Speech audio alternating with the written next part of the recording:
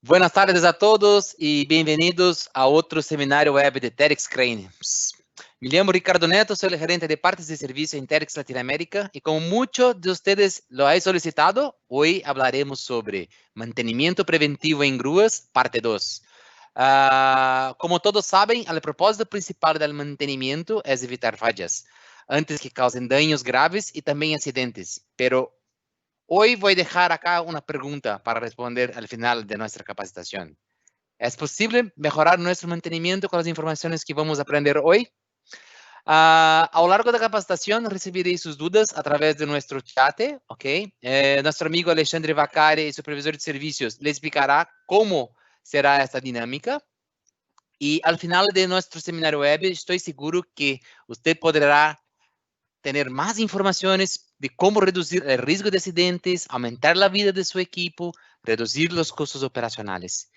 Y finalmente, quiero registrar un agradecimiento especial a todo el equipo de partes y servicios de TEDx Cranes y les deseo a todos una excelente capacitación.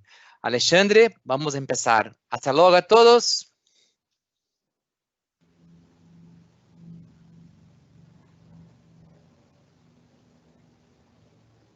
Buenas tardes a todos, bienvenidos a un seminario web de nosotros, a uno más seminario web de nosotros acá en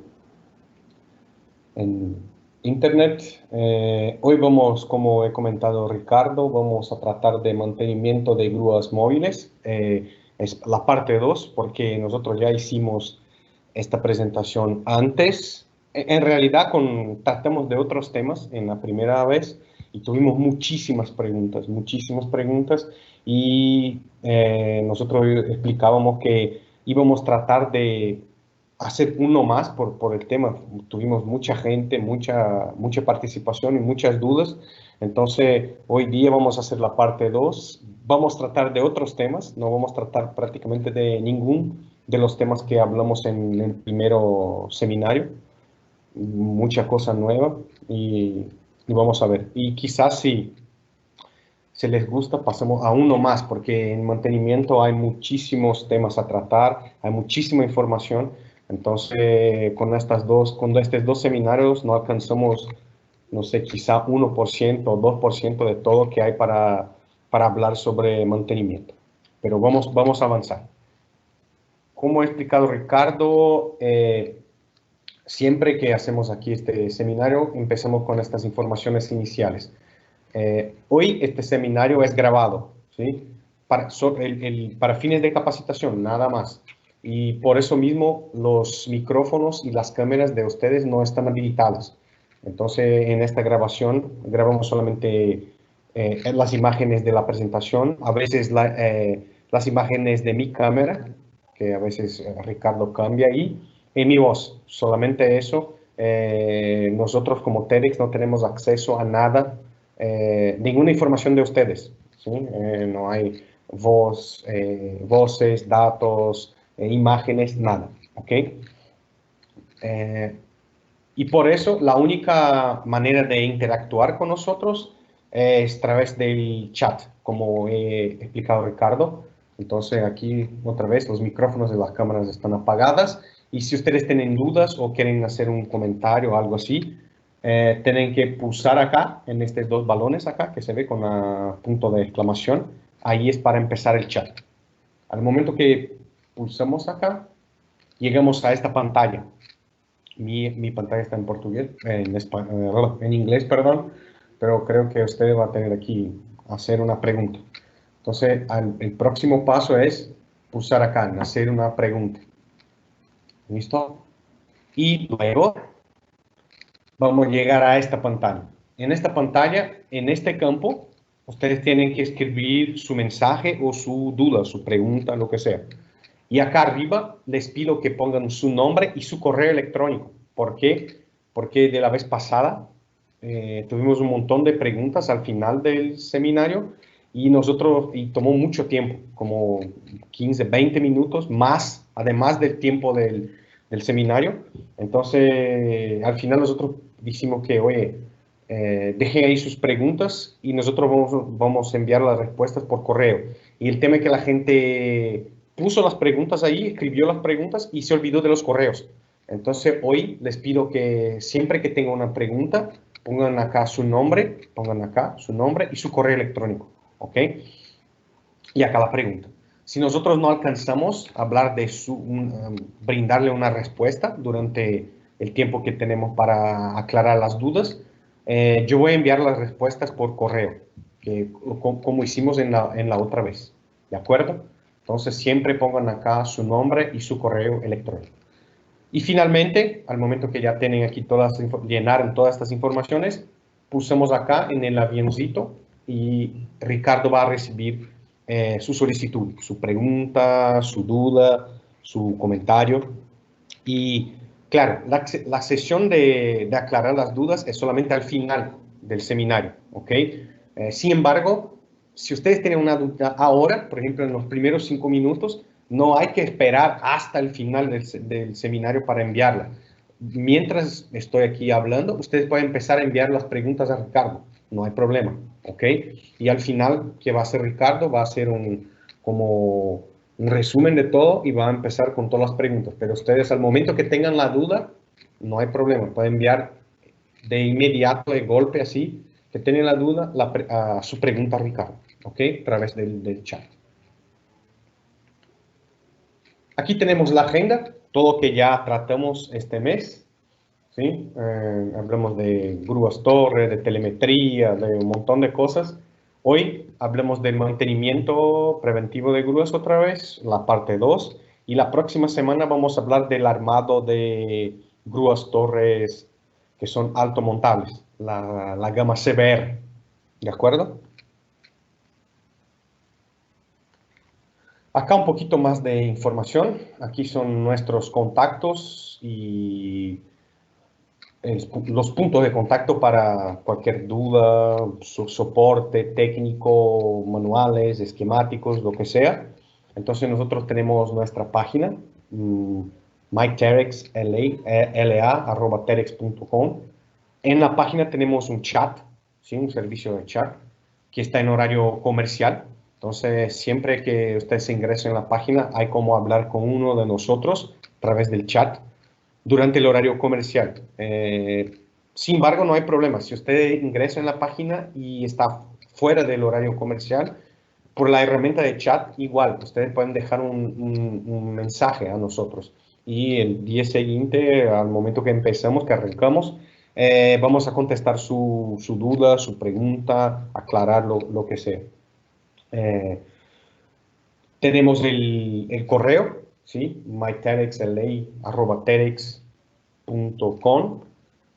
Igual, podemos enviar un correo, esto va a llegar a nuestro centro de contacto y siempre hay alguien ahí para contestar a su pregunta, su duda, su consulta, sea lo que sea, ¿ok? Puede ser un tema de repuestos, una duda técnica, una pregunta sobre una cotización de equipos, de piezas, de lo que sea, ¿ok?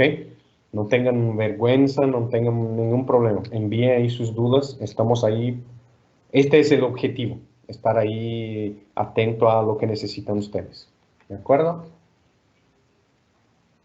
Perdón. Y acá este QR code, ¿sí? Usted puede escanear con su teléfono y esto lleva a ustedes directamente a nuestro web sitio. ¿De acuerdo? El material de este webinar.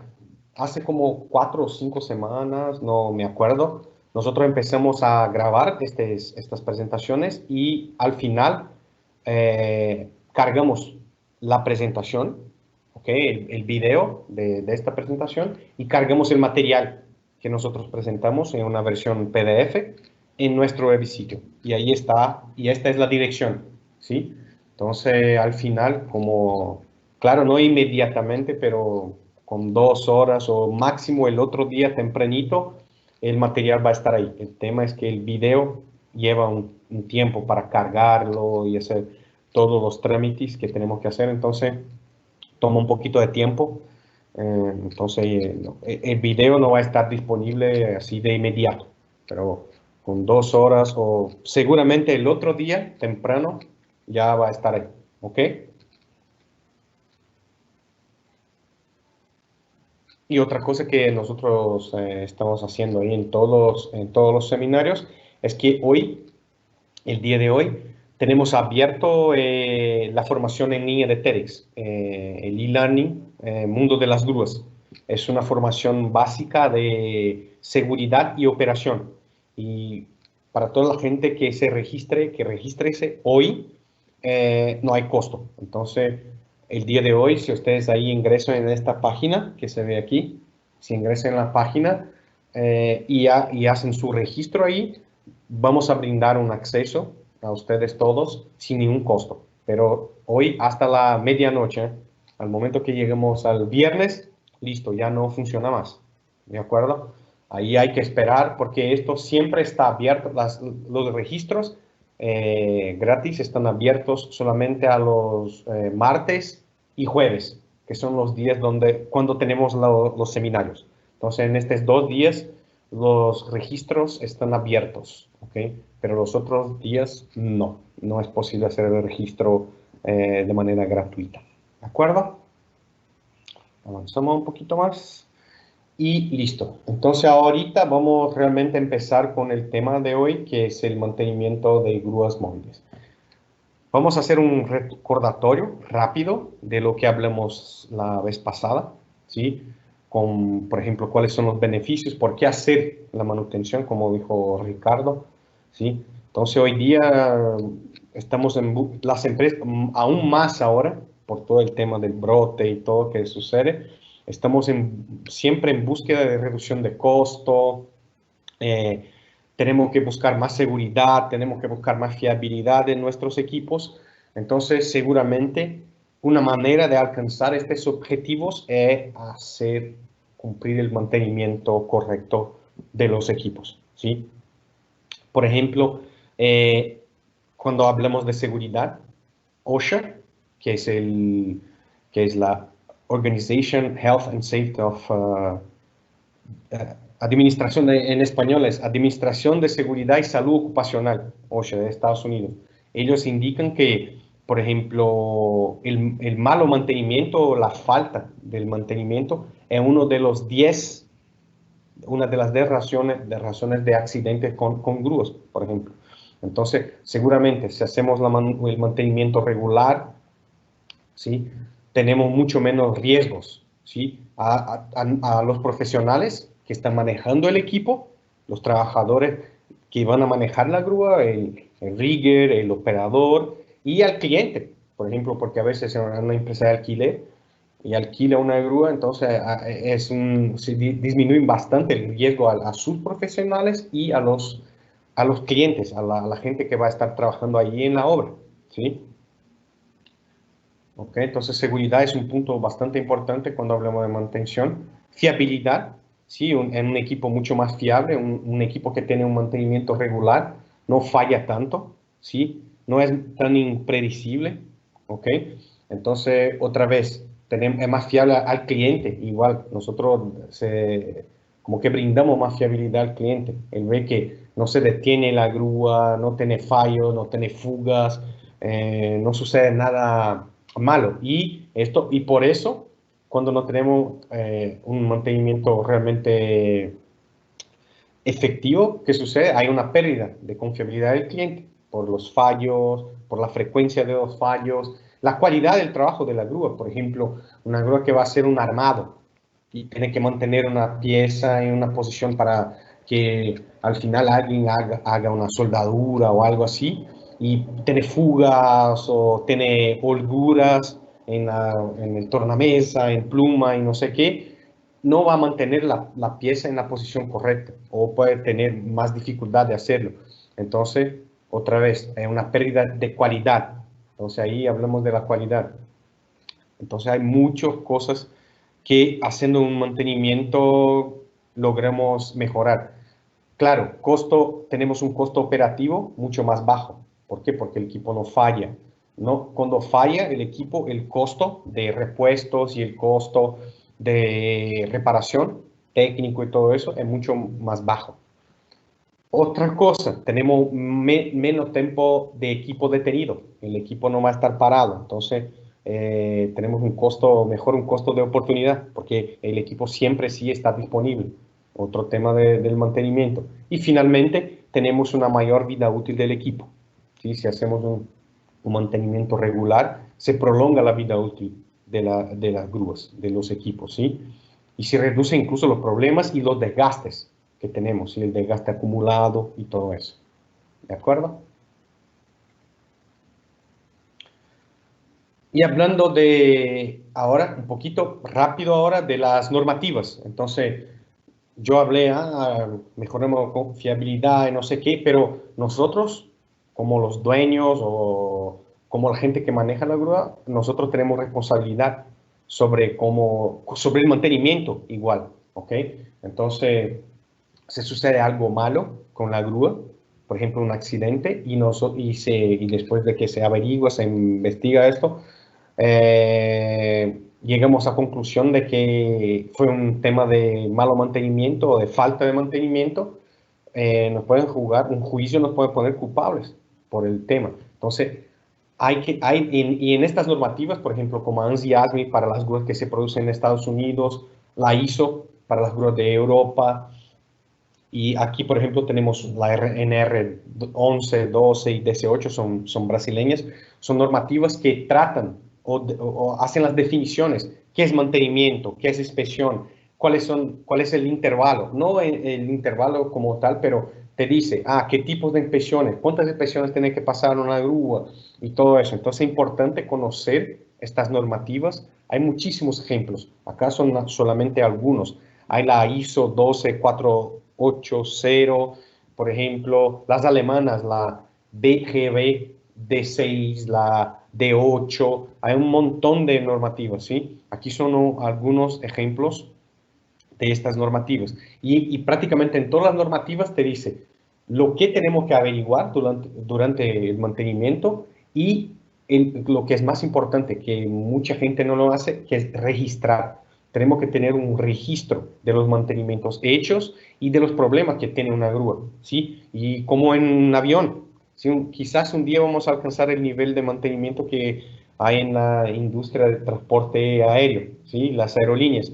Ellos sí saben el nombre del técnico que hizo la intervención, qué hizo el técnico, cuándo, cómo, y entonces estas normativas son se puede decir, un primer paso para alcanzar este tipo de objetivo, ¿ok? Y otra cosa, claro, las normativas no dicen todo. El otro que tenemos que tener siempre y ocuparlo, es muy importante, es el manual del fabricante. Y entonces podemos trabajar con las normativas y el manual del fabricante al mismo tiempo para alcanzar un nivel de mantenimiento excelente. ¿De acuerdo? Y dentro de las normativas se hace una distinción de mantenimiento e inspecciones. Sí, inspecciones son exámenes que hacemos nosotros para averiguar las condiciones de seguridad y conservación y operativa del equipo. ¿Sí? Y el mantenimiento es realmente hacer el mantenimiento, como cambiar filtros, hacer lubricación, diagnóstico, si hay un fallo, una fuga, cambiar filtros, cambiar mangueras, conexiones, todo eso es parte del mantenimiento. El aprete, torqueo de la tornamesa, todo eso, ¿sí? Y hoy día hay muchas herramientas. Nosotros incluso vamos a ver el T-Link acá, que nosotros vemos que es una herramienta, es IoT, ¿sí? La Internet de las cosas. Hoy, nosotros tenemos disponible para las grúas eso hoy día. Entonces, esto es bastante importante como herramienta para nos apoyar con mantenimiento. Análisis de aceite, nosotros vamos a hablar un poquito de eso acá. Vamos a tener un seminario específico solamente sobre eso, creo que en 2 semanas. Termografía, análisis de vibraciones, hay un montón de herramientas que podemos ocupar para tener un mantenimiento mejor, ¿ok? Aquí en la foto nosotros vemos una inspección.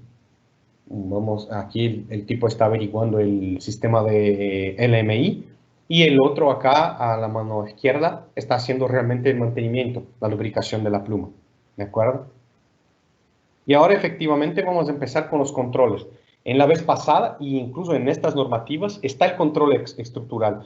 Y en la primera presentación yo incluso comenté, es algo que tenemos que hacer, el control estructural o por lo menos visual, es diario el operador. Tiene que averiguar si hay puntos de shock, hay desgaste y todo eso. Y a veces la grúa está armada y no se alcanza a ver la pluma y no sé qué, pero se averigua eso visualmente desde lejos así y se ve que me parece que hay algo malo ahí, hay que bajar la pluma, por ejemplo, para averiguarlo, para averiguar esto más cerca, ¿ok? Hoy día igual hay drones, ¿sí? Para que va ahí con cámara y todo eso, pero hay que ver. Entonces, uno de los temas, la vez pasada yo pasé muy rápido, digo, hoy hay que hacer el control estructural. Entonces, hoy vamos a hablar de un montón de controles estructurales que se puede hacer y qué tenemos que hacer para cambiar alguna o hacer una reparación. Entonces, voy a empezar hablando sobre las plumas de celosía. Eso igual puede ser un jeep, parte de un jeep, una sección de celosía que ocupa la grúa. Entonces, antes de empezar con explicar a ustedes cómo hacemos, qué tenemos que averiguar, primero vamos a describir todo eso. Entonces, describir los componentes de una sesión así, para estar claro. Entonces, uno, estas tuberías grandes de aquí, las tuberías principales, nosotros llamamos tuberías principales. Aquí, el 2 son las horquillas de la cabeza donde metemos los pasadores para hacer el armado, el montaje de una pluma más larga, por ejemplo. Tenemos las tuberías que nosotros llamamos estructurales, son estas, que nosotros decimos que hacen, como que brindan la forma, ¿sí? Un rectángulo, un cuadrado, son estas, son este y este. 4 de este lado y otras 4 del otro lado, que empiezan a, como podemos decir, como que como brinda una forma inicial a la gestión. Y finalmente tenemos las tuberías diagonales, que son todas las otras, las 4 acá. Entonces, estos son vamos a decir, los 4 componentes básicos de una sesión o de una pluma de celosía, ¿sí? Y ahora que tenemos esta definición, podemos empezar a ver los límites. Entonces, aquí hay que tener bastante atención. Estoy hablando de un tipo de equipo, de un modelo. Entonces, lo que vamos a ver acá no es algo general. La idea es general. Se van a otro fabricante, a otro tipo de grúa, muy probablemente vamos a tener la manera de medir, lo que medimos es igual, pero los valores, estos van a ser muy diferentes y las tolerancias. Entonces, cuidado, esto no es como una fórmula general que va a servir para todo. Está con estas dimensiones, está malo. Hay que ver el manual de operación de la grúa y si no está en el manual, normalmente este tipo de cosas no está en el manual. En las HCs sí está en el manual de las HCs, pero en otros modelos de grúas normalmente eso no está. Hay que ponerse en contacto con el fabricante, por ejemplo, con nosotros, para pedir cuáles son los límites, qué tengo que medir y todo eso. Entonces, en las tuberías de una sesión de celosía, como la que vimos ahí arriba, por ejemplo, podemos tener una flexión, una desalineación de un tubo, ¿sí? Entonces, aquí vemos, para la tubería principal, ¿sí? ¿Cuál es la tolerancia? Esta deformación acá es 1/1000 veces la longitud de la tubería, ¿sí? Entonces, por ejemplo, si la tubería tiene 1 metro, es 1 milésimo, ¿sí? 0,001 milímetro, metro, la deformación máxima acá, ¿ok? Entonces, se ve que, por ejemplo, en la tubería principal, 1/1000, y en la tubería diagonal o estructural, 2/1000. Entonces, nosotros vemos que la tubería principal no puede sufrir una deformación tan grande como se podría sufrir una tubería estructural o diagonal. ¿Ok? Entonces, si la deformación es más grande que esa, la tubería está muerta. Entonces, esto es una de las cosas que tenemos que buscar, desalineación. ¿Ok? El otro que tenemos, esto es bastante común, son estos golpes, como que se hunde una parte de la tubería. puede ser la tubería principal, estructural o diagonal. ¿Sí? Y esto a veces sucede por transporte. La gente viene con un montacargas y la horquilla del montacargas golpea una tubería, por ejemplo.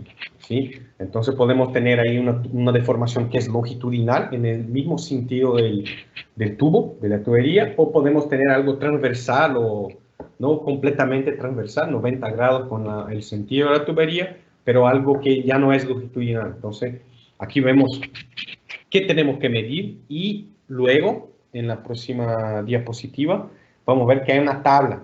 Entonces, ¿qué tenemos que hacer nosotros? Es medir la deformación, estos puntos, ¿sí? La profundidad, la longitud, la anchura, todo eso. Y finalmente, ¿qué tenemos que hacer? Hacer la comparación con la tabla. Entonces, ¿qué sucede? Por supuesto, hay que medir más cosas, ¿sí? Vamos a medir el daño como tal, y hay que medir el diámetro de la tubería, por supuesto, y el espesor de esta tubería.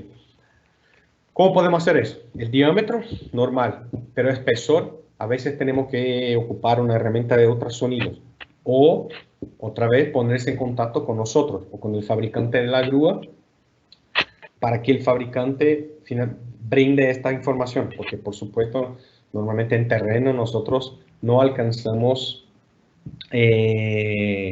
medir el espesor de la tubería. Entonces aquí es un ejemplo, esta es una tabla inmensa porque acá tenemos diámetros de tubo de 31,8, 51, pero esta tabla es bastante grande, tenemos 80, 90 tuberías bastante grandes y con un espesor bastante grueso de pared.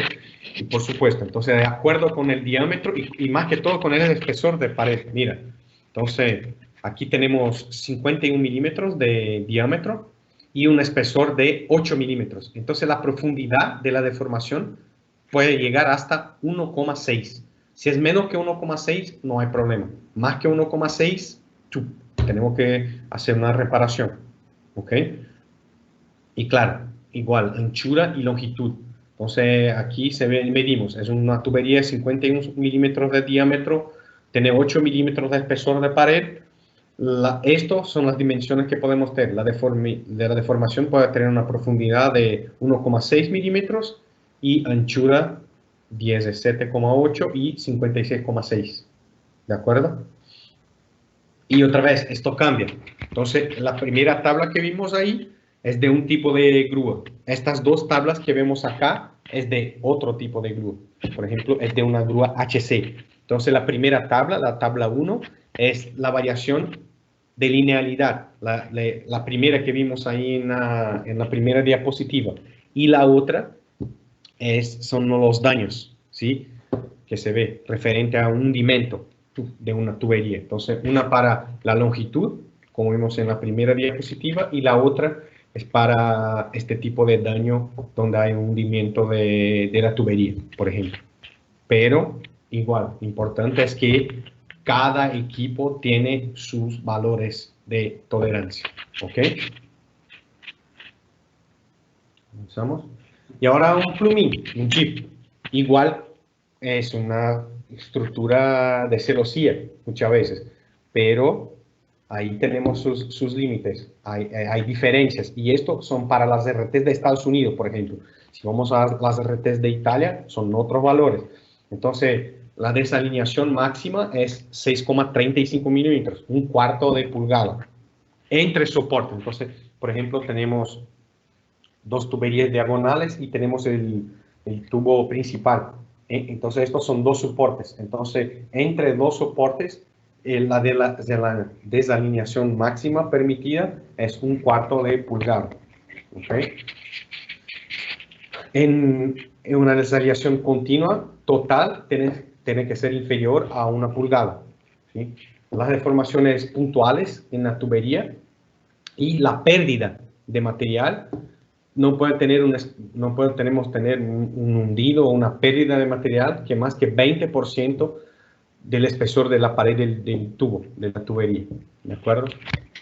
Entonces, se ve que cambian los valores. Aquí es igual, es una estructura de celosía, pero los valores límites No tiene nada que ver con la celosía de las primeras diapositivas y no tiene nada que ver con, con los valores de la celosía de la HC. Entonces, cuidado, siempre hay que consultar. Cambie el equipo, hay que consultar. ¿De acuerdo? Y corrosión. Corrosión no es un golpe, pero hay una pérdida de material.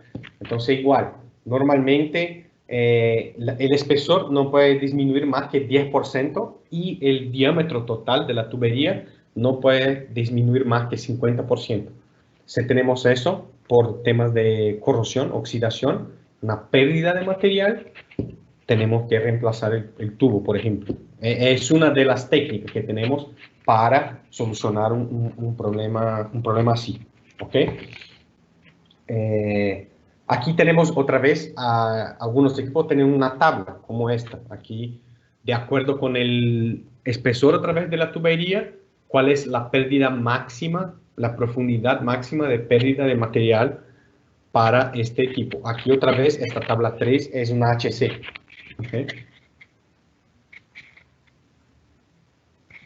Y por supuesto, nosotros aquí todo que vimos hasta esta diapositiva, yo hablé de pluma, plumín, pero igual, vamos a ver más adelante pluma telescópica, pero uno puede preguntar, oye, pero el chasis, la superestructura, igual, esto nosotros estamos tratando de valores para plumas, ¿de acuerdo? O secciones de celosía, como el plumín. Entonces, para la estructura son otros valores. Otra vez, tenemos que hacer la consulta, ¿de acuerdo? Pero vamos a ver un poquito más adelante este tema. Y ahora unas técnicas de reparación, ¿ok? Por ejemplo, nosotros podemos hacer, ¿qué vamos a hacer? Averiguamos que hay una deformación, hay una pérdida de material. ¿Qué vamos a hacer? Primero, tenemos que hacer la medición y comparar con los valores límites, que vimos ahí arriba unos ejemplos en las otras diapositivas. Una vez que tenemos eso, ahora vemos los valores, los valores de la deformación o de la pérdida de material son más altos que los valores límite de mi tabla, de la información que recibí de fábrica. Entonces, ¿qué tenemos que hacer?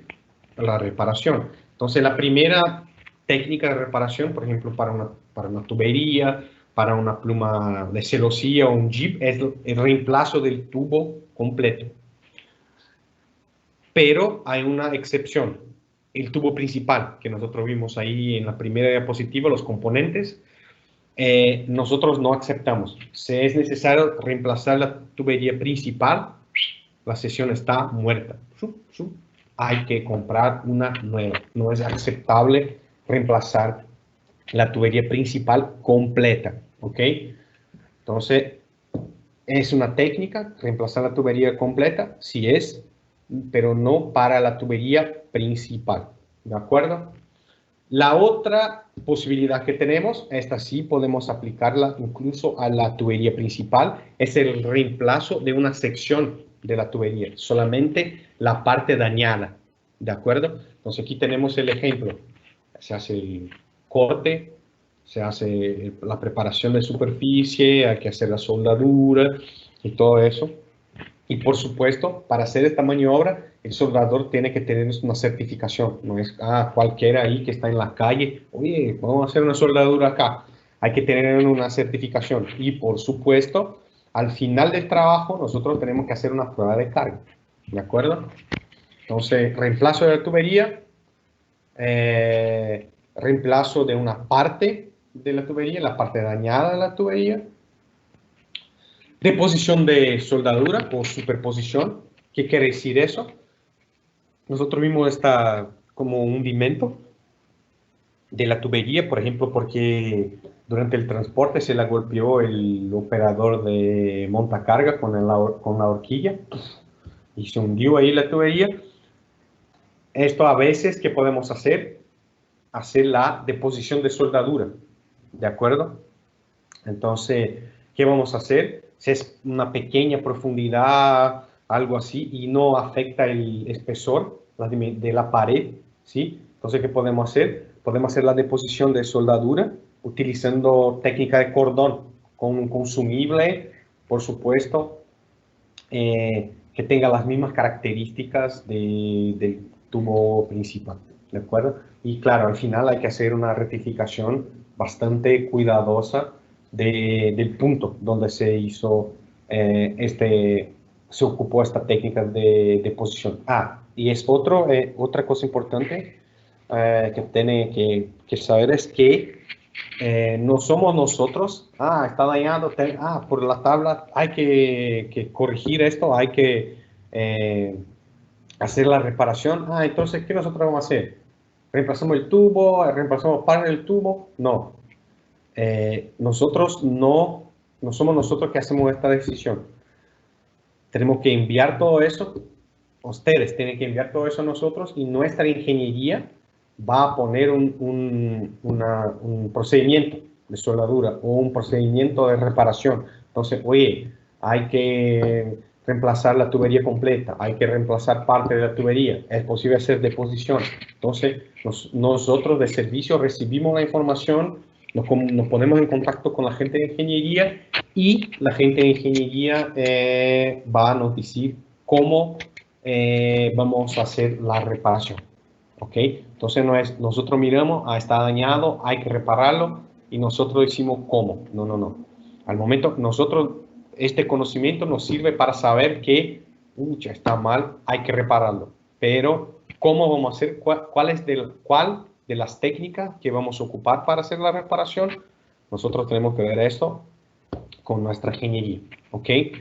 Y ahora, la última, ahí seguido con las técnicas de reparación, es reforzar la tubería, ¿ok? ¿Qué es eso? Es cubrir la deformación con una parte de otra tubería, ¿sí?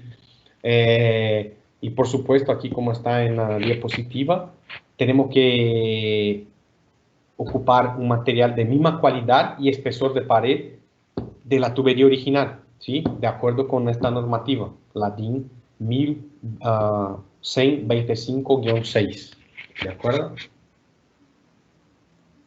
Y aquí está cómo funciona la técnica. Entonces tenemos el hundimiento, ¿sí? De la tubería. ¿Qué vamos a hacer?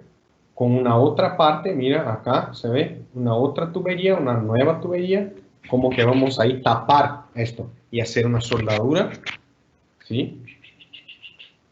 Y claro, prepararla, limpiar, hacer la rectificación de todo eso.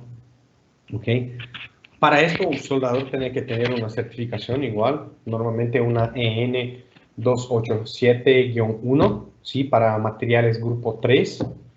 Igual, también bueno tener la DIN 6947, perdón. ¿Sí? Entonces, esta es la última técnica, como llamar así, de reparación, que es reforzar la tubería dañada. Y ahora vamos a ver un ejemplo que hicimos. Esto en terreno. ¿Sí? Entonces, aquí se ve una celosía.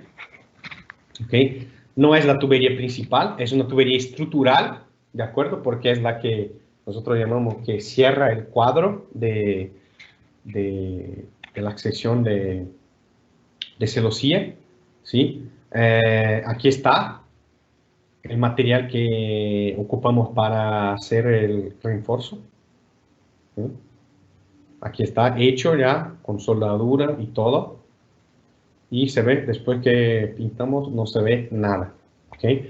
Entonces, aquí un ejemplo que sucedió con nosotros y cómo hicimos la reparación con la última técnica que vimos ahí en la presentación. ¿De acuerdo?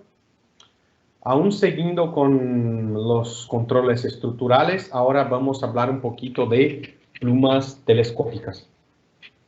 Aquí otra vez, cuidado muchachos, ¿por qué? Porque esto es para una RT de Estados Unidos, ¿ok? Entonces, si es otro equipo, hay que nos consultar para ver cuáles son los límites de las deformaciones, ¿ok? No, esto no se ocupa para cualquier grúa, cualquier fabricante, ¿ok? Cuidado, siempre hay que consultar el manual y hay que consultar el fabricante del equipo, ¿de acuerdo?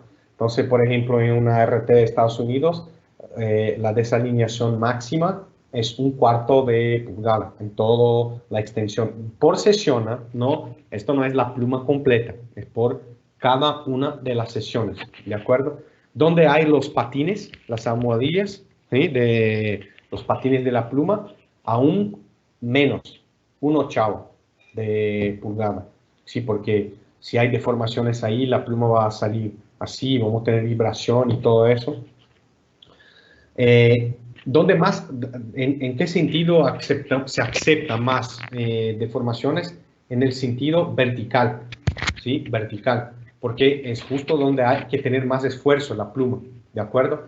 Nunca en este sentido, ¿sí? Vertical, solamente horizontal. Entonces, horizontal se acepta hasta media pulgada de deformación en una sesión, desde que no tengamos ninguna deformación lateral, ¿ok? Entonces es normal tener es más normal tener este tipo de deformación, es más aceptable, porque la grúa y la pluma es hecha para hacer este tipo de trabajo, la flexión en sentido vertical.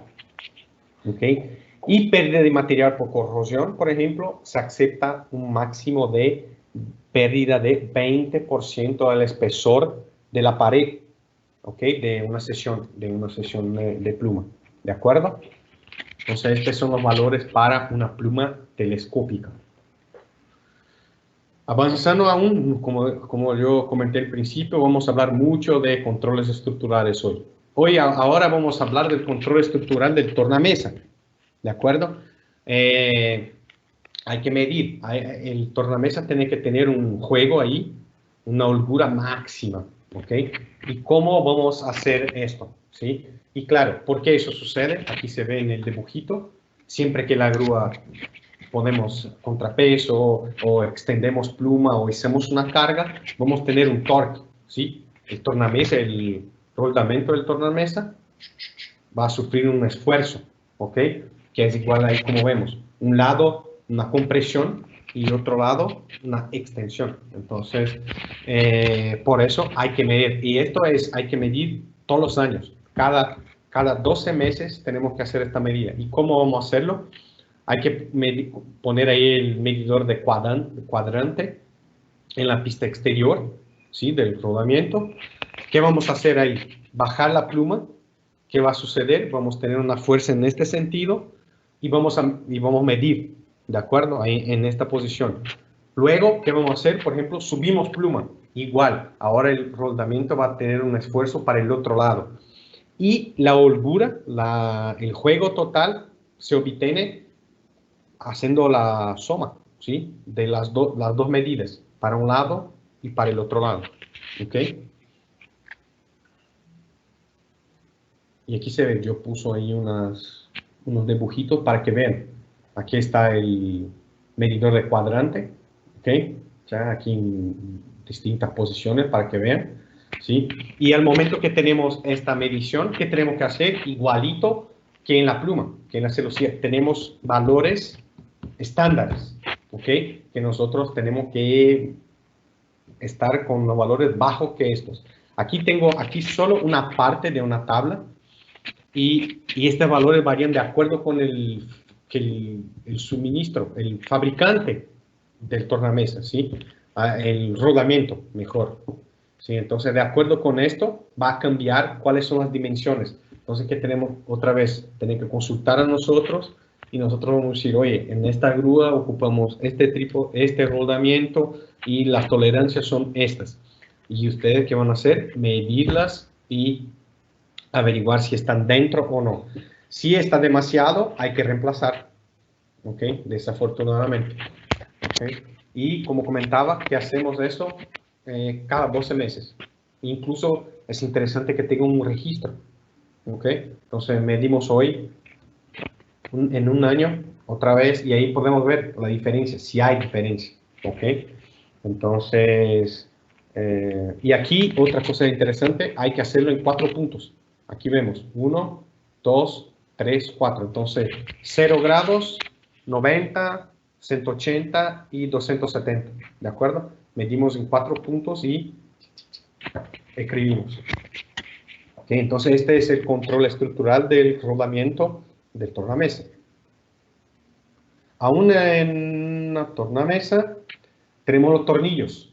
Por supuesto, hay que averiguarlos. Hay que hacer la comprobación de los tornillos, que están libres de grilletas, fisuras, hacer un chequeo visual. Comprobar que no hay puntos de corrosión. Si hay óxido, ligero que sea, debe eliminarse, ¿ok? Antes de ponerlo ahí otra vez, ¿sí? Cortes en los tornillos, deformaciones en la rosca, en la superficie de contacto de la cabeza de la pluma, de la cabeza del tornillo con el tornamesa. Esta superficie de contacto no puede tener deformaciones, o lo que sea, ¿sí? Tiene que estar muy, muy bien. Y, claro, si nosotros vimos que hay algo, una fisura, un óxido demasiado en un tornillo, ¿qué tenemos que hacer? Lo echamos en la basura. Hay que reemplazarlo, ¿ok? No, como está aquí en la diapositiva, no está permitido que trabajar los tornillos. Si encontramos un daño como ese, una oxidación o un daño mecánico, hay que reemplazarlo. No hay que hablar, ¿ok? Aún ahí en los controles de tornamesa hay que medir para comprobar que no hay una deformación plástica en el tornillo, porque el tornillo, nosotros vamos a ver, no hay oxidación, no hay golpes, no hay fisuras, la superficie de contacto que es esta, a que me refiero, es esta superficie de contacto con el tornamesa está bien, no está dañada, está tranquilo. Aún así, el tornillo puede estar malo. ¿Cómo vamos a averiguar eso? Si hay deformaciones, ¿sí? Entonces tenemos que medir los pasos de toda rosca, del vástago, de toda rosca, ¿sí? E incluso de la parte que no está atornillada, esta parte que está afuera, el Y que vemos ahí en la foto, en el dibujito, que no está atornillada, pero tenemos que medir el paso de la rosca acá y el paso en toda la parte X. Y si hay un daño plástico, así, una deformación plástica, en este caso se recomienda que se cambien todos los tornillos del tornamesa, porque muy probablemente vamos a tener más tornillos con deformaciones. Entonces no vamos a cambiar solamente unos tornillos con este tipo de control estructural. Si logramos ver que hay 1, 2 o 3 o 4 tornillos malos, hay que reemplazar todos los tornillos. ¿De acuerdo? Okay, entonces seguimos aún con tornamesa, pero ahora el reductor. Okay. Entonces, la vez pasada nosotros hablamos de aceite, nivel de aceite, fuga, no sé qué. Y una de las preguntas fue de este mecanismo, ¿sí? Y del mecanismo el cabrestante. Entonces, aquí ya viene la respuesta. A cada 4.000 horas o 2 años de operación, se recomienda que se desarme completamente el reductor de giro. Saque el motor, freno y desarmar el reductor, ¿sí? Y hay que hacer las verificaciones visuales y dimensionales cuando sea necesario. En el manual del reductor como tal, te sale cuáles son los chequeos que tenemos que hacer. Igual en el freno, qué chequeos que tenemos que hacer. Y finalmente, hacer la prueba funcional del freno. Y en el freno, muchachos, déjame saltar una diapositiva más, que ahí va a quedar claro. No tenemos mucha gente que dice, vamos a medir los discos. Si hay desgaste, las mediciones están, si está desgastado, hay que reemplazarlo, pero no solo eso medimos los resortes, ¿ok? Hay que medir la longitud de los resortes. Si la longitud se redució, porque por supuesto está trabajando contra presión ahí, hay que reemplazar los resortes, ¿ok? Entonces hay que averiguar eso, no solamente los discos, sino los resortes. Y acá, por ejemplo, es una RT italiana. ¿Por qué, amigos? Porque es un freno hidromecánico. Entonces los resortes mantienen el freno aplicado, frenado, y con presión piloto hidráulico nosotros abrimos el freno, ¿sí?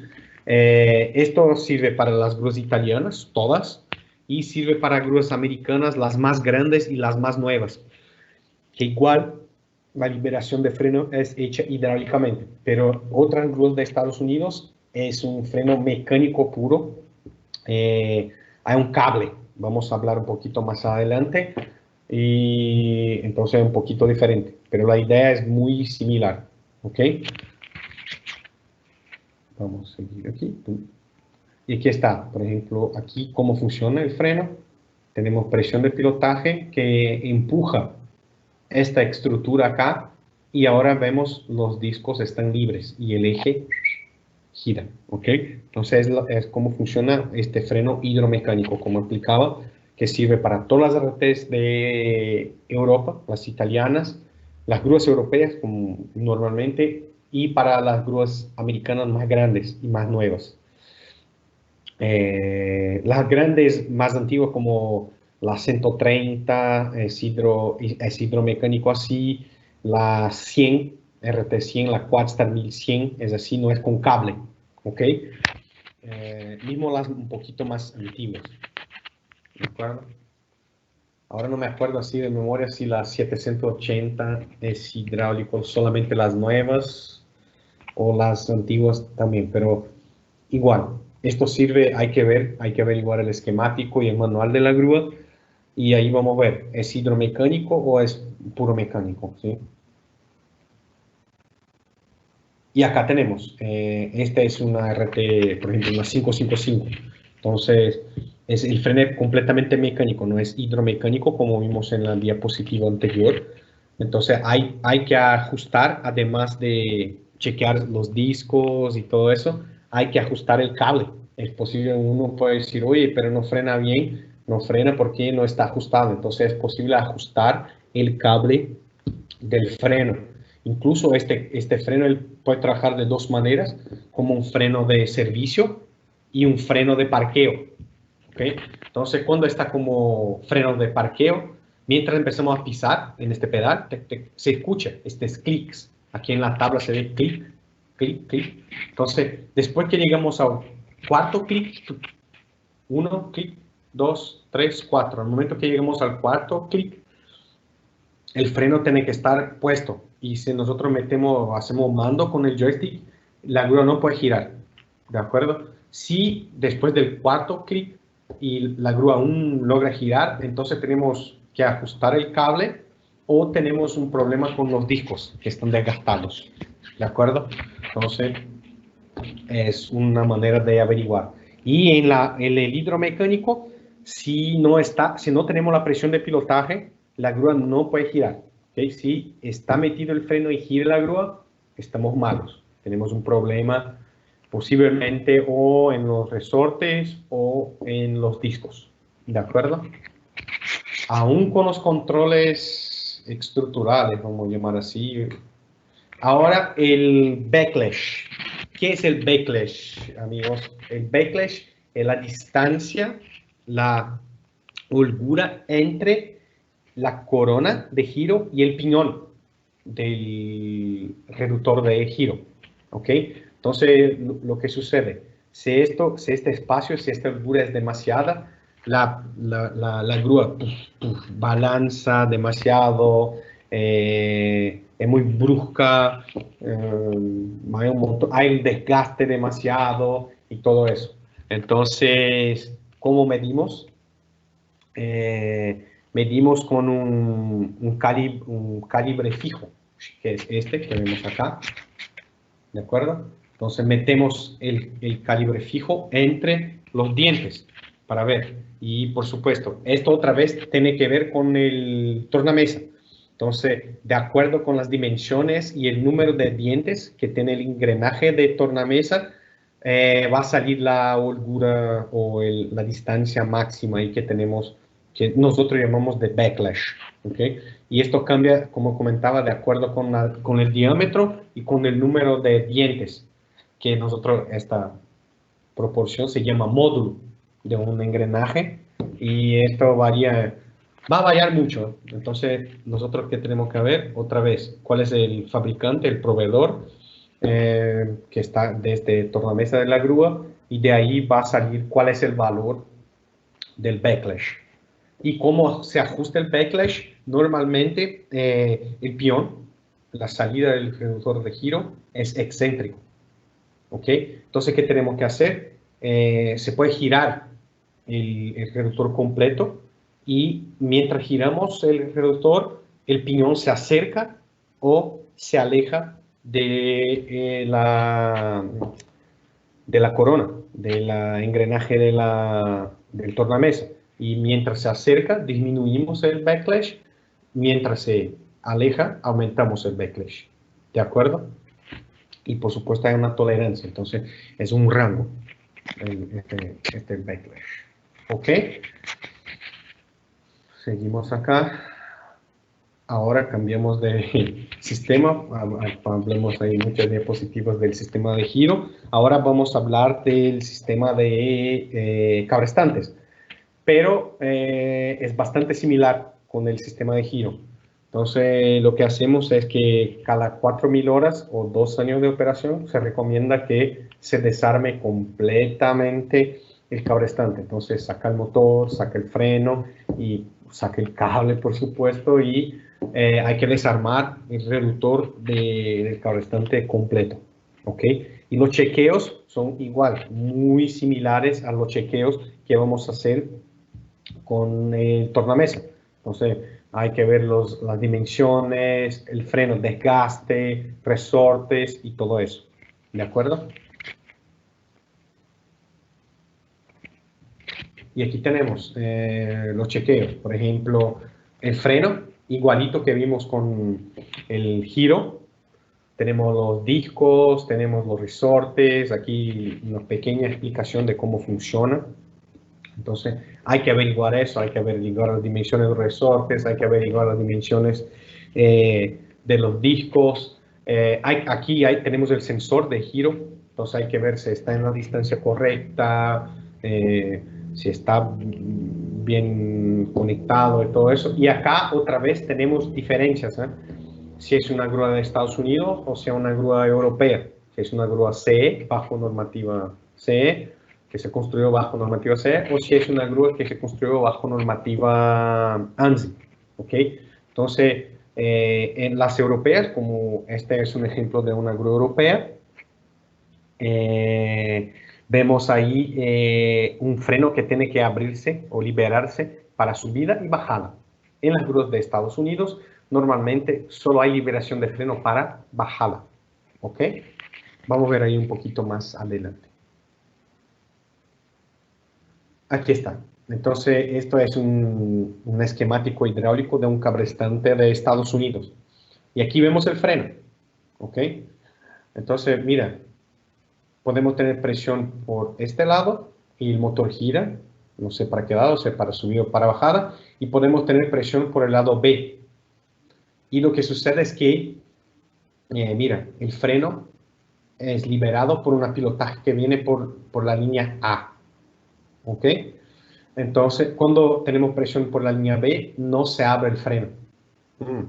Entonces, ya digo a ustedes que cuando tenemos presión por A es bajada. Y cuando tenemos presión por el lado B es subida. Entonces, el freno solo abre para bajada. ¿De acuerdo? ¿Por qué? Porque tiene un clutch, ¿sí? Como un embrague. Y si es para subida, es libre. Es como un ratchet de la herramienta, ¿sí? Para un lado es libre y para otro lado se engancha. Entonces, para bajada tenemos que meter presión aquí por esta línea de pilotaje para que se abra el freno. ¿Ok? Entonces, ahí es una diferencia. En el freno anterior, el freno siempre hay que tener la liberación de freno. ¿Ok? Pero igual, acá que vamos a chequear, tenemos que chequear los discos, los resortes. Igual, aquí hay una cosa más que chequear, que es el ratchet, el clutch, el spray clamps, que son estos que hacen la liberación para un lado y detienen el freno para el otro lado. Esto es de Estados Unidos. Aún ahí en el cabrestante, hablar un poquito del cable de acero, ¿sí? Entonces, hay que averiguar el cable de acero. Una de las cosas, hay una normativa, ¿sí? Que incluso estaba ahí arriba en la primera diapositiva, no me acuerdo así de memoria, después podemos ver, pero hay una normativa solo para inspección del cable de acero. Pero igual, además de la normativa, prácticamente toda la información está en el manual de fabricante. Entonces, el cable de acero tiene que pasar por una inspección diaria. Entonces, el operador todos los días tiene que mirar el cable. Siempre, siempre que sea posible y buscar si hay deformaciones, alguna deterioración, algún daño. Claro, él no hay que desenrollar todo el cable, pero él como operador tiene que mirar, está en contacto con la grúa todos los días, entonces sí o sí hay que tener atención siempre, ojo en los cables, ¿ok? Siempre que sucede un accidente, sí que puede haber que pueda causar un daño a un cable, ¿sí? Entonces hay que averiguar eso. Si se desarma o se arma el cable restante, hay que averiguar el cable completo. Por la normativa, por ejemplo, si hay una reducción del diámetro del cable de más de 5%, el cable hay que reemplazarlo. Y además del diámetro, la otra cosa es buscar, por ejemplo, por alambres rotos y todo eso. Y hay un criterio, igualito como vimos ahí arriba, que hay criterios para ver si hay que hacer la reparación de una pluma o de una celosía, no sé qué. Hay criterios para rechazar el cable, de acuerdo con el número de alambres que están rompidos, ¿sí? Y los números cambian, por ejemplo, de acuerdo con el tipo de construcción del cable, con la clasificación del mecanismo. ¿Qué quiero decir con la clasificación del mecanismo? Por ejemplo, un ejemplo, aquí hablamos de grúas, pero si es un ascensor, si es una ancla de un buque, si es un cable de una grúa, si es de una grúa torre, si es de una grúa automóvil, como un grúa sobre orugas o sobre camión, y finalmente el diámetro del cable. Entonces hay que ver todo eso antes de rechazar, para saber primero cuántos alambres está permitido y si rechazamos o no un cable de acero. Otras cosas importantes es siempre chequear los extremos del cable, que son los que más sufren, ¿sí? Entonces la parte que está en la polilla, el final que está en el cable restante, la parte que pasa por el gancho, por las poleas de la cabeza y todo eso, ¿ok? Los accesorios, ¿sí? Son este punto donde tenemos mucha fatiga, bastante, de los cables de acero, ¿ok? Y aquí está, por ejemplo, es la tabla de la ANSI-ASME, ¿ok? Entonces, mira, como explicaba a ustedes, aquí es, por ejemplo, grúa, ¿cómo se llama esto en español? Es overhead crane. La puente grúa, esto dentro de un edificio, un pórtico, un tower crane, aquí el de nosotros, ¿sí? Una grúa móvil. Entonces, cambia de acuerdo con la ocupación, como que ocupamos el cable de acero, y aquí el número de alambres rompidos por ley, en este caso. En la normativa normalmente te dicen en cuántas veces el diámetro, por ejemplo, un cable de 15 milímetros de diámetro, entonces podemos tener, vamos a llamar, 10 alambres rotos en 10 veces el diámetro, entonces el diámetro son 15 milímetros, en 150 milímetros podemos tener 10 alambres rotos, es un ejemplo. Acá, en la ANSI, la normativa que hace, él dice en un ley, por ejemplo, cuántos alambres rompidos. ¿Y qué es un ley? Ley es el torrón, ¿sí? Entonces, imagina, el torrón, por ejemplo, el torrón viene aquí, pasa, y aquí en este lado empieza a tener la misma posición. Entonces, esto es la distancia de un torrón, que yo llamo. Entonces, aquí, por ejemplo, en un torrón, ¿cuántos alambres rompidos está permitido? Igual, por ejemplo, ¿cuántos alambres? 4 alambres en un torrón, aquí en este caso, en este cable, por ejemplo, ¿sí? Entonces, como explicaba, cambia de acuerdo con la ocupación del cable, construcción del cable y un montón de otros factores. Entonces hay siempre que mirar la normativa o el manual de operación de la grúa. ¿De acuerdo? Vamos a seguir con controles del gancho ahora. Entonces, en el gancho, ¿qué controles que tenemos que hacer? Lubricación, muchísima gente se olvida del gancho. Ah, y acá un punto importante que yo me olvidé de hablar sobre el tornamesa, pero aquí es igual, es útil, que es el rodamiento. Entonces, cuidado porque hay mucha gente, por ejemplo, que hace soldadura y piensa que la soldadura solamente daña los componentes electrónicos de la grúa, módulos, sensores, pero igual, el gancho tiene un rodamiento para el gancho como tal, las poleas, todo eso, y tenemos el rodamiento del tornamesa, por ejemplo, y lo que sucede es que a veces uno va a hacer una soldadura, pone el negativo de la máquina de soldadura en el chasis y va a hacer la soldadura en la superestructura. Entonces la corriente pasa por la superestructura y pasa por el rodamiento. ¿Y qué sucede? Esto puede dañar las esferas o como es a veces de roletes, de rolos, el rodamiento, puede dañar esto. Entonces es eléctrico, pero hace daños mecánicos ahí y podemos dañar. Entonces igual acá, porque la lubricación es incluso importante para los rodamientos muchas veces. Entonces mucha atención, la gente no hace muchas veces la lubricación del gancho, ¿sí? Hay que averiguar el estado de las poleas, desgaste y si están dañadas, fisuradas y todo eso. Incluso el desgaste, aquí está. Entonces aquí son los valores límites para el desgaste de las poleas, por ejemplo, de un gancho. ¿Okay? Aquí tenemos el Y y en profundidad el X. Si hay una reducción, por ejemplo, de más de 3 milímetros desde la dimensión original, un desgaste de más de 3 milímetros, hay que reemplazar la polea. Y en este sentido, horizontal, 5 milímetros, hay que reemplazar la polea. ¿De acuerdo? Y además de eso, hay que averiguar si hay aplastamiento, grietas, desgaste del gancho, óxido, de los contrapesos, de la estructura del gancho como tal, todo eso hay que averiguar. ¿Ok? Además de eso, en el gancho hay que buscar por deformaciones, ¿sí? Nosotros tenemos la boca del gancho, que es esta medida Y. Aquí se ve Y y aquí 2 porque 2 ganchos. Entonces, no está permitido una deformación de más de 10%. ¿Ok? En Y y Y1 más Y2. Entonces, si hay una deformación, si aumenta esta distancia más que 10%, por ejemplo, eran, un ejemplo, 100 milímetros, entonces unos 10% son 10 milímetros, ¿de acuerdo? Entonces, la deformación máxima que se aceptaría a este gancho sería 110 máximo. Si tenemos 111, ya demasiado, hay que reemplazar el gancho. ¿Ok? Y los valores, ustedes no tienen que preguntar a nosotros o mirar el manual. Estos valores sí o sí están grabados en el gancho. ¿Ok? Originales.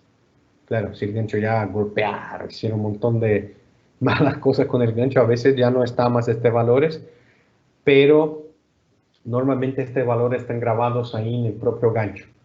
Otra cosa, hay que buscar señales de corrosión, ¿sí? Por ejemplo, está la rosca, donde metemos el gancho y a veces hay una tuerca para fijarlo, ahí en la estructura donde están las poleas.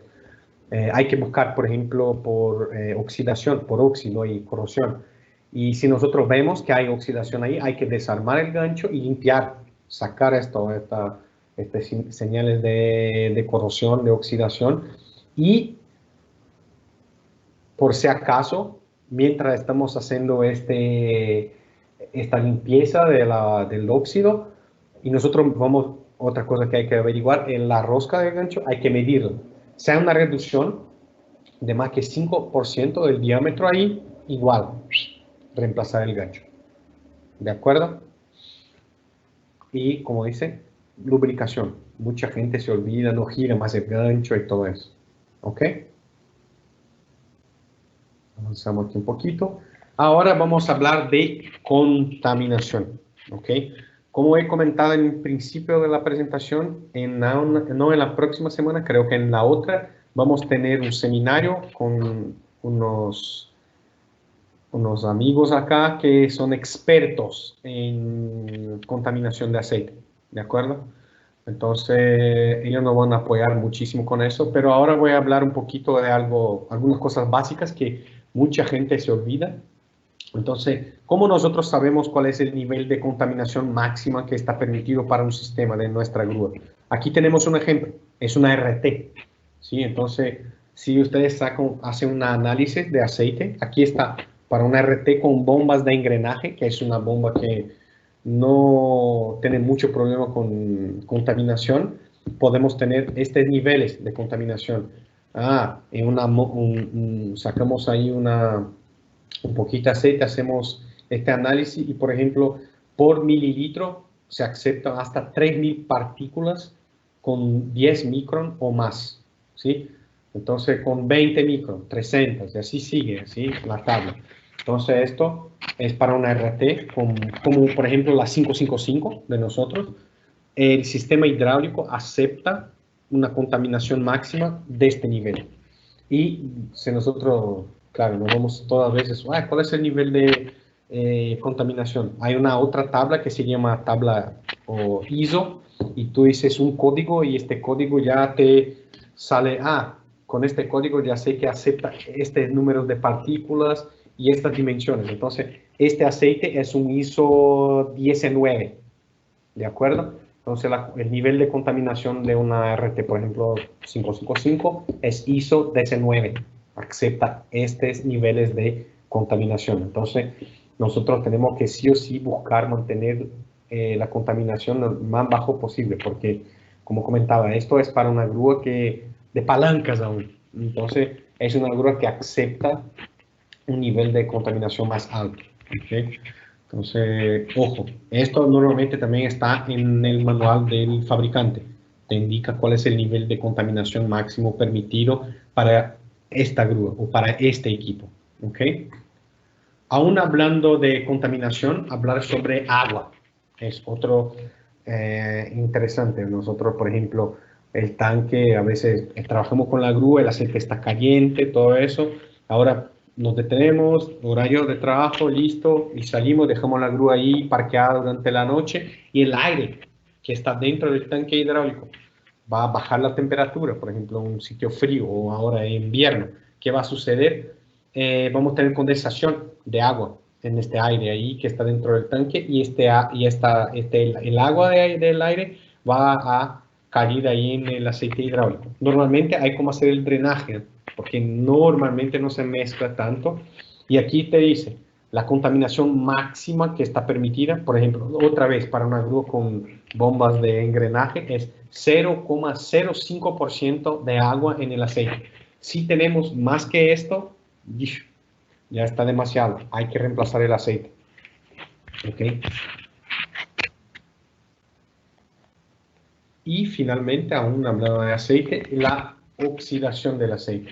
Entonces, claro, el aceite con tiempo va a empezar hay una pérdida de sus propiedades, ¿sí? De lubricación y todo eso.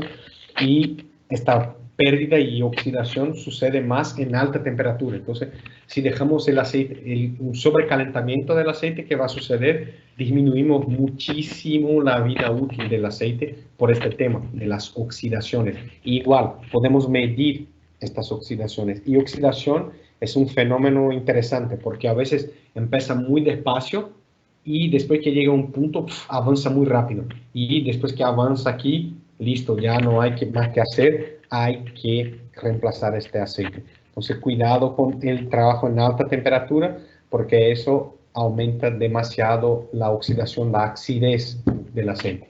¿Okay? Entonces, ahí aún hablando de contaminación. Otros controles hidráulicos, chequear las presiones. Entonces, cada 6 meses les recomiendo que chequen las presiones de todos los movimientos, las presiones máximas.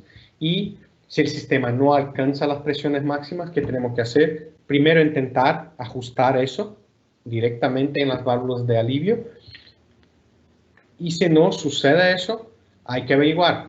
Podemos tener un problema en bomba, podemos tener un problema en swivel hidráulico, podemos tener fuga dentro del bloque hidráulico de la bomba, podemos tener problemas en el tanque hidráulico. Ahí hay que buscar en varios puntos para ver cuál es la razón principal para que no alcancemos la presión. Aquí está como que una idea inicial. Hay que averiguar el correcto funcionamiento de las bombas, del swivel hidráulico, de la junta giratoria, de los bloques hidráulicos, de la válvula de alivio, ¿sí? Entonces hay que averiguar, incluso en el manual hay un troubleshooting, ¿sí?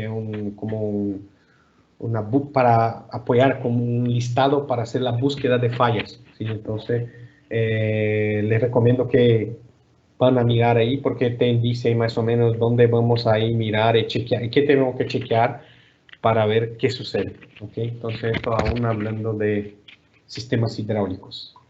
Y ahora regresemos otra vez al temas estructurales.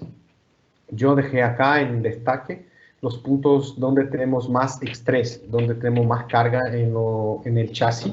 Entonces les dejo estos puntos como un aviso para que ustedes siempre hay que averiguar, es parte del mantenimiento y parte de la inspección, averiguar las soldaduras. Pero les comento que estos son los puntos donde más tenemos estrés, más esfuerzos en el chasis. Entonces son puntos importantes para revisar. Entonces que revisen estos puntos siempre, que son los puntos donde más hay estrés y donde la probabilidad de tener una fisura o un problema con soldadura es más alta. ¿De acuerdo? Y ahora tenemos la misma cosa en la superestructura. Entonces estos son los puntos de estrés más alto en la superestructura.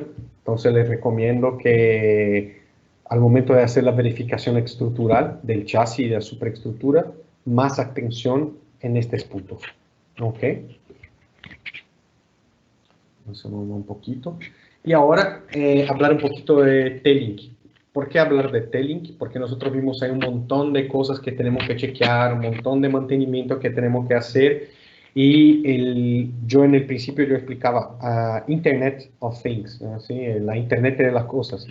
Y aquí tenemos eso. Podemos instalar un sistema de telemetría en su grúa y ustedes, ¿sí? Van a tener acceso a estos datos, no Terex. Terex solo tiene acceso a los datos de la grúa con el permiso del cliente, pero ustedes como clientes, como dueños de la grúa, tienen acceso a estos datos y pueden usar esta herramienta para tener un mantenimiento mucho mejor. ¿Sí? ¿Por qué? Porque podemos sacar datos en tiempo real, mirar si hay sobrecargas, mirar alarmas de motor, temperatura, como vimos en un problema para aceite hidráulico, horas de trabajo para saber, oye, tenemos que trabajar ahí en este reductor de giro o en este reductor del cabrestante. Podemos, costo del mantenimiento, podemos setear, incluso grabar acá qué mantenimiento fue hecho, quién fue la persona que hizo el mantenimiento, cuál fue el costo. Por ejemplo, cuánto me costó el filtro, el aceite y todo eso. Y todo eso queda grabado por toda la vida de la grúa. Y al final ustedes pueden sacar un informe. Oye, este mes esta grúa me costó $1,000 en mantenimiento, por ejemplo. ¿Sí? Entonces, incluso es una herramienta buena incluso para diagnóstico. Ustedes pueden mirar, la grúa está lejos de su base, de su taller, pero su técnico está aquí, el operador allá, y el técnico puede meterse en la grúa con la computadora para ver cuál es el fallo. Para explicar al operador, chequea eso, chequea aquello, y apoya en tiempo de grúa detenida, por ejemplo. Entonces vamos a ir a ver un video de T-Link y pronto regreso y nosotros hablamos de algunos puntos de T-Link, ¿ok?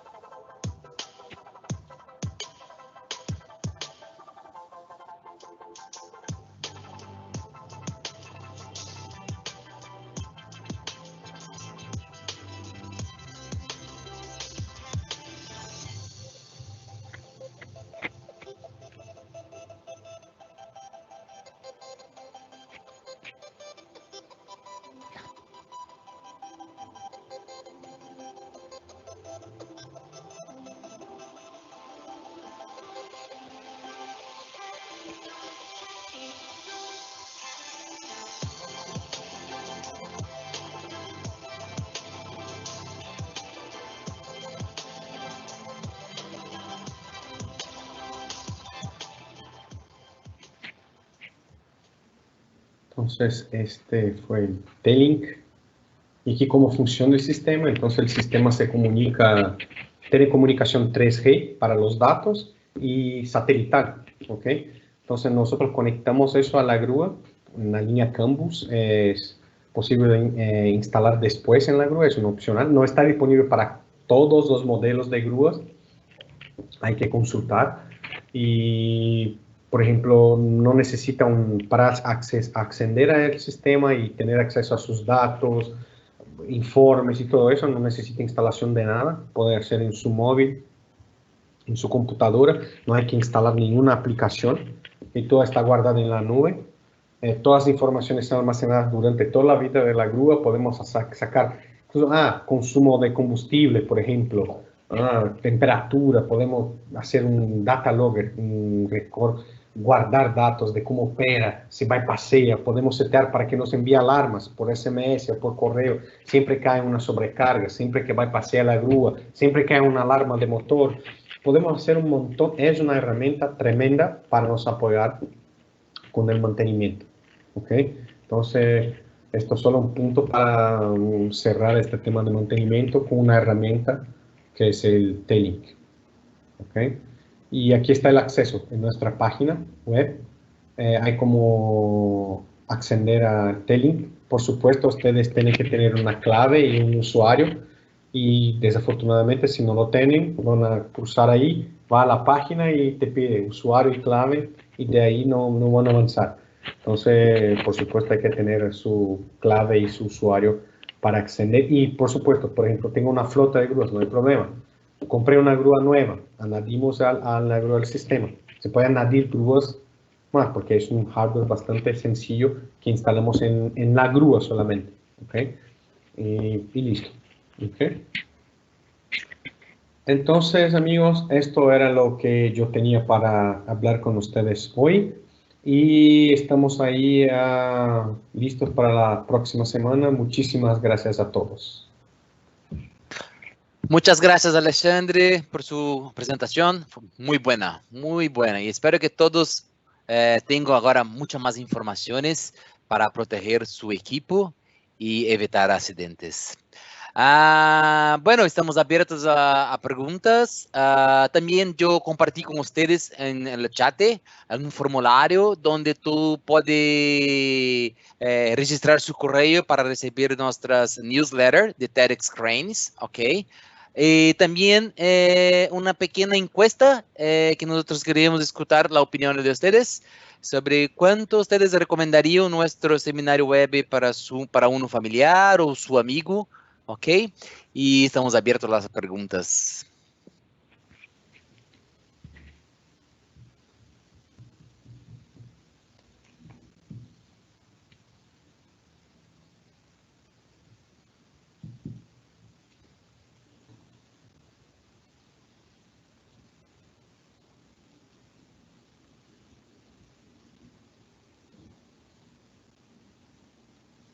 Hoy no Muchas hay. gracias, Madisa, José Mendo, muchas gracias por su registro en nuestra encuesta. Muchas gracias, muy amable.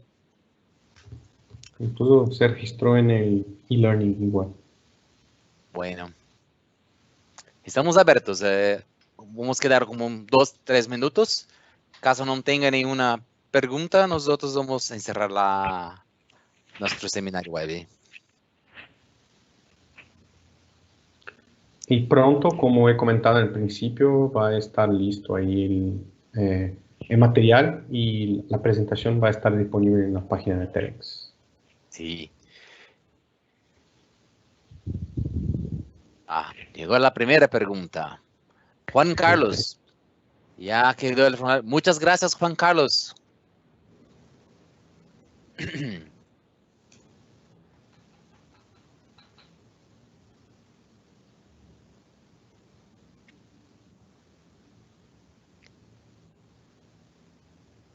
También, caso quieran un tema diferente, también, por favor, dejen en los chat el tema que quieres y ahí podemos también hacer una encuesta para mirar sobre ese tema.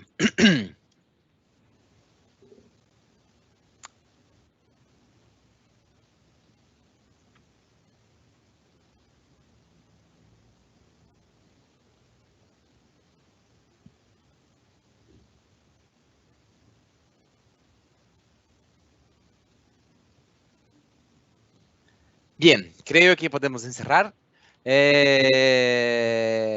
Alexandre, muchas gracias nuevamente por la presentación, por su tiempo, ¿ok? Y me gustaría decir hasta luego a todos. Muchas gracias y hasta el próximo seminario de la próxima semana. Un abrazo. Chao, chao, que esté bien. Gracias a todos. Hasta la próxima semana. Chao.